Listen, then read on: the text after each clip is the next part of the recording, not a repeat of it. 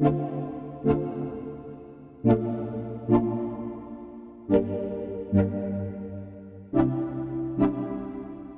कोई ऐसा डिवाइस है जो कि आज के टाइम में बैटरी पावर्ड है तो मोस्ट प्रोबेबली उसमें एक लिथियम आयन बैटरी उसे पावर प्रोवाइड कर रही है। आपके फोन से लेकर के स्मार्ट वॉच तक और आजकल तो इवन बच्चों के टॉयज में भी आपको लिथियम आयन पावर्ड बैटरी देखने को मिलेगी।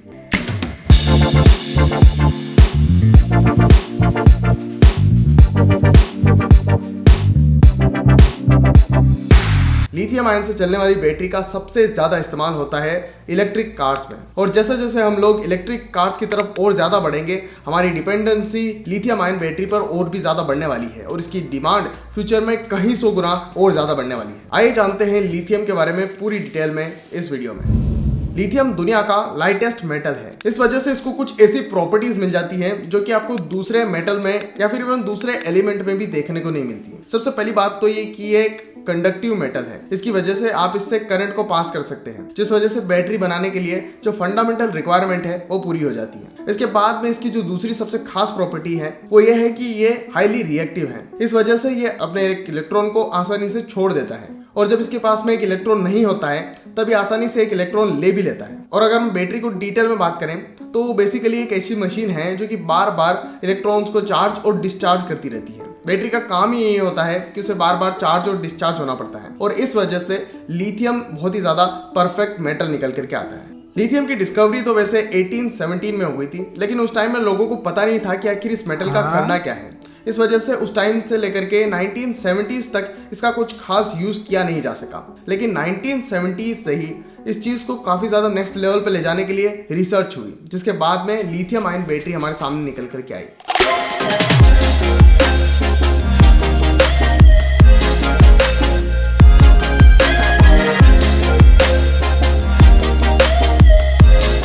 और जैसे जैसे स्मार्टफोन्स आगे आए उन्होंने लिथियम आयन पावर्ड बैटरीज का ही इस्तेमाल किया, क्योंकि ये पोर्टेबल थी और बहुत ही ज़्यादा लार्ज अमाउंट ऑफ एनर्जी को बहुत ही छोटे एरिया में कंप्रेस करके स्टोर किया जा सकता था, जो कि उस टाइम में अवेलेबल किसी भी दूसरी तरह की बैटरी से काफ़ी ज़्यादा एडवांस थी। लिथियम जो है नेचुरली मिनरल फॉर्म्स में मिलता है, कई सारी बार ये सॉल्ट फॉर्म में भी मिलता है, लेकिन हमारे लिए जो बैटरी बनाने के लिए इंपॉर्टेंट कंपाउंड है वो है लिथियम कार्बोनेट। कई सारी बार लिथियम हाइड्रोक्साइड के रूप में भी इसे यूज किया जाता है, लेकिन अल्टीमेटली इसे प्योर लिथियम मेटल बनाने के लिए आपको रिएक्शन करके इसमें से लिथियम को एक्सट्रैक्ट करना पड़ता है। लिथियम का सिर्फ बैटरी बनाने में ही नहीं बल्कि और भी दूसरी इंडस्ट्रीज में यूज किया जाता है, जैसे कि ग्लास मैन्युफैक्चरिंग में इसका बहुत अच्छे तरीके से यूज किया जाता है। इसकी वजह से अलग अलग कलर्स के ग्लास बन सकते हैं। कई सारी बार फार्मास्यूटिकल कंपनीज भी इसका इस्तेमाल करती है अपनी दवाइयां बनाने के लिए, पर इसका जो प्राइमरी फोकस है और स्पेशली जिसके लिए इसे प्रोड्यूस किया जा रहा है वो इलेक्ट्रिक कार की बैटरी मैन्युफैक्चरिंग के लिए ही है ना। ये हुआ एक पीस ऑफ पजल। इसका एक दूसरा पीस ऑफ पजल भी है जिसके बारे में हम लोग वीडियो में आगे बात करने वाले हैं। फिलहाल हम लोग बात करते हैं कि आखिर लिथियम का एक्सट्रैक्शन कैसे होता है और किस टाइप से आपके सामने लिथियम कार्बोनेट या फिर लिथियम हाइड्रोक्साइड निकल करके आता है।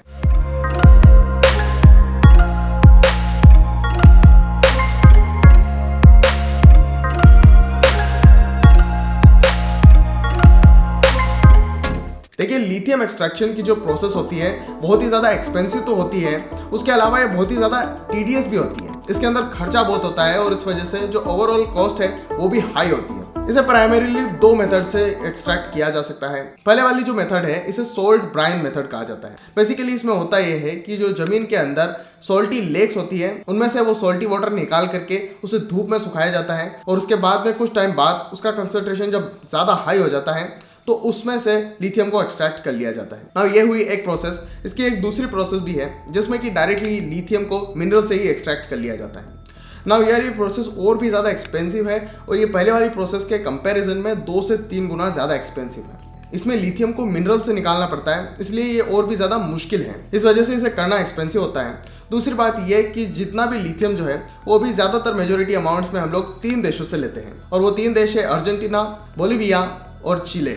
ये तीनों देशों में आपको बहुत सारी लिथियम की ब्राइन्स मिल जाएगी। इस वजह से वहां पर एक्सट्रैक्शन प्रोसेस ऑलरेडी बहुत ज़्यादा इजी है। हालांकि फर्स्ट वाली प्रोसेस के बहुत सारे नुकसान भी हैं। उसमें से जो सॉल्टी वाटर होता है वो कई बार टॉक्सिक होता है, और अगर वो नॉर्मल पीने वाले पानी में रिलीज हो जाए तो बहुत ही ज़्यादा खतरनाक भी हो सकता है। इसी टाइप से सेकंड वाली प्रोसेस के भी अपने नुकसान हैं और अपने फायदे हैं। मिनरल एक्सट्रैक्शन प्रोसेस में आपको बहुत ही ज़्यादा अमाउंट में वाटर लगता है, प्योर पानी, जिसको कि किसी भी तरह से वापस रिसाइकल नहीं किया जा सकता है। और इस तरह से वेस्ट तो वैसे दोनों ही प्रोसेसेस में होता है, बट अगर ज्यादा किसे प्रेफर किया जाता है तो वो फर्स्ट वाली मेथड को प्रेफर किया जाता है, क्योंकि उससे एक्सट्रैक्शन थोड़ा आसान होता है और सस्ता भी होता है। और इसी वजह से चाइना और दूसरे देश भी इन्हीं 3 लिथियम ट्रायंगल कंट्रीज से अपना लिथियम इंपोर्ट करते हैं, जिससे कि उनको वहां से सस्ता मिलता है, इवन दो इन देशों के पास में अपने काफी बड़े रिजर्व्स ऑलरेडी अवेलेबल हैं। वैसे ऐसे 100 से ज्यादा मिनरल्स हैं जिनमें से आपको लिथियम मिल सकता है, बट अगर आपको इकोनॉमिकली वाइबली एक्सट्रैक्शन करना है लिथियम की, तो आपको स्पुडबिन नाम के एक मिनरल से लिथियम को एक्सट्रैक्ट करना होगा। इंडिया में भी जो हमें लिथियम मिला है वो इसी मिनरल फॉर्म में मिला है। इस वजह से अगर हम लोग ये सारा एक्सट्रैक्शन करते हैं तो इसमें बहुत हाई अमाउंट्स में हमें वाटर लगेगा। ऐसा माना जाता है कि मिनरल्स वाली मेथड में 1 टन लिथियम को एक्सट्रैक्ट करने के लिए 22 लाख लीटर पानी की रिक्वायरमेंट होती है। एट द एंड दोनों ही मेथड्स में आपको लिथियम कार्बोनेट या फिर कुछ मेथड्स में आपको लिथियम हाइड्रोक्साइड मिलता है, जैसे कि बाद में बैटरी बनाने में यूज लिया जाता है, या फिर इसे आप डायरेक्टली भी एक्सपोर्ट कर सकते हैं, क्योंकि ये वाला जो कंपाउंड होता है काफी हद तक स्टेबल होता है और इसे इंपोर्ट एक्सपोर्ट करने में, ट्रेड करने में आसानी होती है। ना इस जगह में आपको एक चीज ध्यान रखनी है कि सिर्फ लिथियम से ही एक बैटरी नहीं बनाई जा सकती। आपको लिथियम के अलावा भी बहुत सारे ऐसे मेटल्स की जरूरत होती है जिन्हें की एक्सट्रैक्ट करना पड़ता है और जिनकी भी स्टडी सप्लाई आपको चाहिए। एक एवरेज बैटरी में आपको 30 से 40 किलोग्राम लिथियम मिलेगा, और इसके अलावा भी बहुत सारे ऐसे रेयर अर्थ एलिमेंट्स हैं जो कि एक बैटरी में होते हैं। नाउ आप जानते ही होंगे कि चाइना के पास में ऑलरेडी अपने काफी बड़े लिथियम के स्टॉक फाइल्स अवेलेबल हैं। चाइना के पास में 70 लाख टन लिथियम के रिजर्व्स ऑलरेडी प्रेजेंट है। उसके बावजूद भी चाइना अर्जेंटीना से अपने लिथियम को इंपोर्ट करता है, और उसके बहुत सारे रीजन है। सबसे पहला रीजन तो ये कि चाइना के पास में जो लिथियम है वो मिनरल फॉर्म में है, इस वजह से उसे एक्सट्रैक्ट कर पाना बहुत ही ज्यादा एक्सपेंसिव है। और दूसरी बात ये कि वो अर्जेंटीना से चीप प्राइस पर लिथियम को लेकर के अपने यहाँ पर प्रोसेस करते हैं, क्योंकि एट द एंड जो वैल्यू है वो बैटरी की है, ना कि सिर्फ इस मिनरल की। अगर आपके पास में दुनिया भर का लिथियम भी है और अगर आप उसे बैटरी में कन्वर्ट ना कर सके तो उस चीज का कोई फायदा नहीं होगा। चाइना इस चीज में काफी सालों से आगे है, और इस वजह से उन्होंने अर्जेंटीना में बहुत सारी लिथियम की माइंस को भी एक्वायर कर लिया है। यही नहीं, बैटरी की सप्लाई चेन को चाइना इतना ज्यादा कंट्रोल कर चुका है कि ऑलमोस्ट हर एक एलिमेंट को वो आसानी से प्रोक्योर कर सकते हैं। एक बैटरी के मैन्युफैक्चरिंग में आपको बहुत सारे एलिमेंट्स की जरूरत होती है, जैसे कि मैंगनीज, निकल, कोबाल्ट, इस टाइप के और भी बहुत सारे एलिमेंट्स। चाइना इस चीज में इतना आगे था कि उन्होंने 2000s में, जब शायद लोगों को पता ही नहीं था कि लिथियम आयन जैसी बैटरी फ्यूचर में कितनी आगे जा सकती है, तब उन्होंने DRC यानी कि कोंगो में अपने लिए कोबाल्ट की माइंस को बुक कर लिया था। और आज के टाइम में भी ऐसी बहुत सारी माइंस हैं जो कि चाइना DRC में ऑपरेट करता है। इवन तो वहाँ पे ह्यूमन राइट्स का इशू है, बट वो चीज भी चाइना टेकल कर रहा है। क्या आप जानते हैं कि चाइना बैटरी मैन्युफैक्चरिंग में एक लीडर बन करके आया है? पूरे दुनिया में जितनी भी इलेक्ट्रिक बैटरीज बनती है उनमें से 70% चाइना ही मैन्युफैक्चर करता है। ना जो रियल प्रॉफिट है वो मैन्युफैक्चरिंग में है, उसके बाद में सेल में है, ना सिर्फ रिसोर्सेज को प्रोड्यूस करने में। बड़े बड़े अमेरिकन ब्रांड्स जैसे कि टेस्ला और इवन फोर्ड को भी चाइना की कंपनीज ही इलेक्ट्रिक बैटरीज सप्लाई करती है। तो आप समझ ही सकते हैं कि किस तरह से चाइना इस फील्ड में अपनी मोनोपोली कर चुका है। ना ये कहने में अच्छा लगता है कि इंडिया के पास में 5.9 मिलियन टन्स के लिथियम के रिजर्व्स हैं, लेकिन अगर हम इसे बैटरी में कन्वर्ट ना कर सकें तो ये रिजर्व्स हमारे किसी भी काम के नहीं होंगे।